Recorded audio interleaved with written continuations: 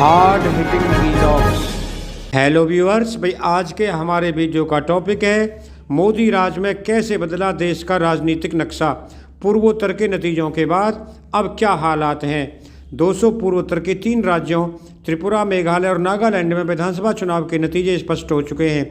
त्रिपुरा में भाजपा अकेले तो नागालैंड में सहयोगी एनडीपीपी के साथ सत्ता में वापसी करेगी। मेघालय की बात करें तो यहाँ सत्ताधारी एनपीपी सबसे बड़ी पार्टी बनकर उभरी है।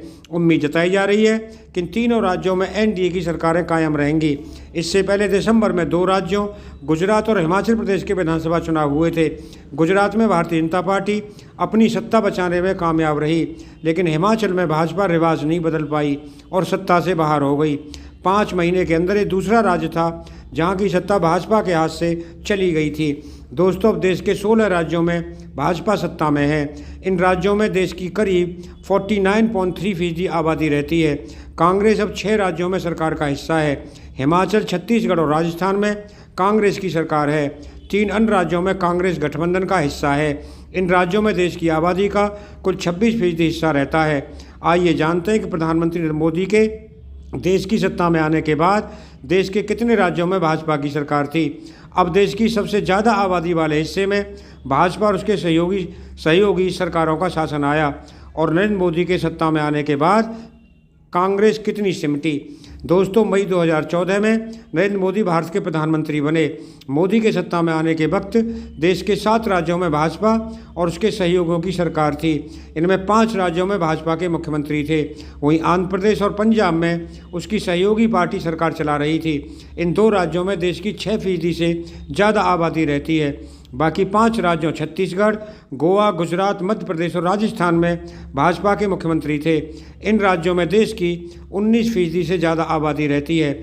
यानी जब मोदी सत्ता में आए उस वक्त करीब 26% आबादी पर भाजपा और उसकी सहयोगी सरकारें चला रहे थे। 2014 में जब मोदी सत्ता में आए उस वक्त देश के 14 राज्यों में कांग्रेस और उसके सहयोगी पार्टियों की सरकार थी। कांग्रेस शासित इन राज्यों में देश की 37% से ज़्यादा आबादी रहती है। इन राज्यों में महाराष्ट्र, कर्नाटक जैसे बड़े राज्य भी शामिल थे।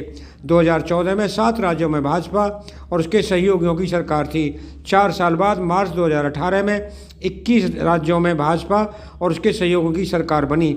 इन राज्यों में देश की करीब 71% आबादी रहती है। ये वो दौर था जब भाजपा शासन आबादी के लिहाज से पीक पर था। वहीं 4 राज्यों में कांग्रेस की सरकार थी। इन राज्यों की 7% आबादी रहती है। दोस्तों, अभी 16 राज्यों में भाजपा सत्ता में है। इस साल यानी 2023 में 9 राज्यों में विधानसभा चुनाव के कार्यक्रम थे। इनमें शामिल राज्यों मेघालय, नागालैंड और त्रिपुरा में चुनाव हो चुके हैं। वहीं अन्य राज्यों कर्नाटक में साल के मध्य में तो छत्तीसगढ़, मध्य प्रदेश, मिजोरम, राजस्थान और तेलंगाना में साल के अंत में चुनाव हैं। अभी कर्नाटक, त्रिपुरा, मध्य प्रदेश में भाजपा की सरकार है। इसके अलावा मेघालय, नागालैंड में भाजपा गठबंधन के साथ सरकार में है। छत्तीसगढ़ और राजस्थान में कांग्रेस, जबकि तेलंगाना में टीआरएस की सरकार है। 2024 में लोकसभा और 7 राज्यों के विधानसभा चुनाव भी होंगे। इनमें सिक्किम, आंध्र प्रदेश, अरुणाचल प्रदेश, उड़ीसा, हरियाणा, महाराष्ट्र और झारखंड शामिल हैं।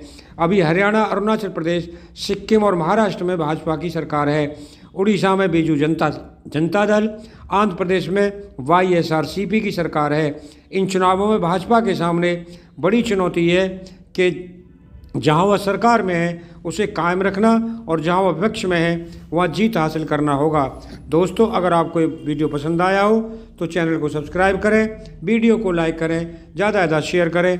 आप लोगों का बहुत बहुत धन्यवाद। Thank you very much.